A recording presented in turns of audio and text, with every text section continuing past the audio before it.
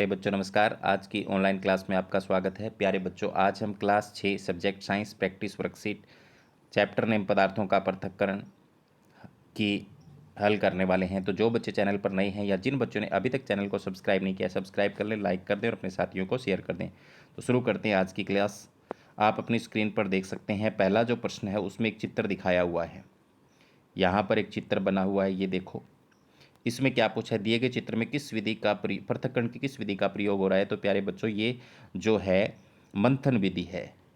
कौन सी विधि है? मंथन विधि है। ऑप्शन नंबर 2 इसका बिल्कुल सही हो जाएगा। आप अपने घर में पुराने जमाने के अंदर इस तरीके से क्या है, मक्खन को अलग किया जाता था लस्सी से।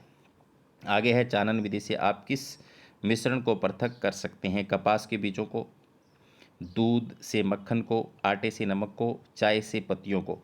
तो ये चानन मतलब छालनी से छानना। तो यहाँ कपास से बीजों को, दूध से मक्खन को, आटे से नमक को।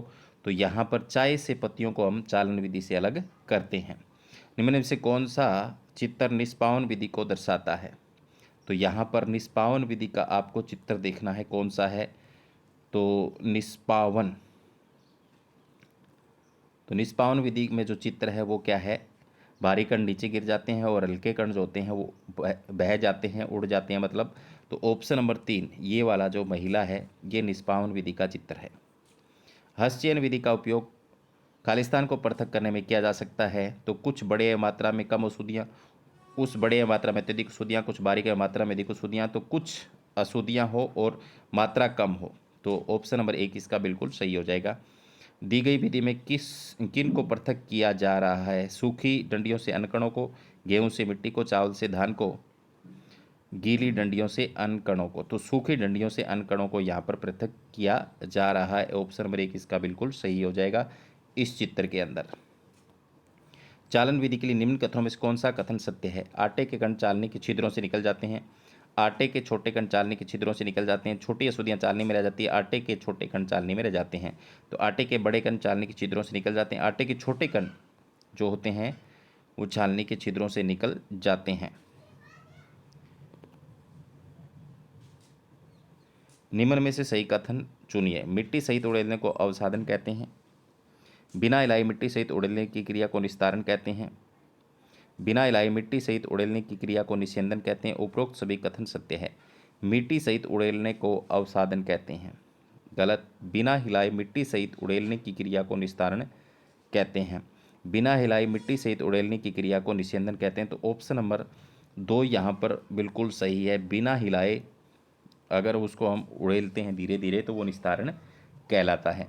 जल को उसके वाष्प में परिवर्तित करने की प्रक्रिया को क्या कहते हैं? तो वो वाष्पन कहलाती है। ऑप्शन नंबर 1 इसका बिल्कुल सही हो जाएगा। आगे है, दिया गया चित्र किस प्रक्रिया को दर्शाता है? तो प्यारे बच्चों, यहाँ पर क्या है, एक क्यारी बनाई हुई, क्यारियों में से पानी उड़ गया है वाष्प बन के, तो ये वाष्पन प्रक्रिया है जिसमें नमक शेष रह गया। तो ऑप्शन नंबर 2।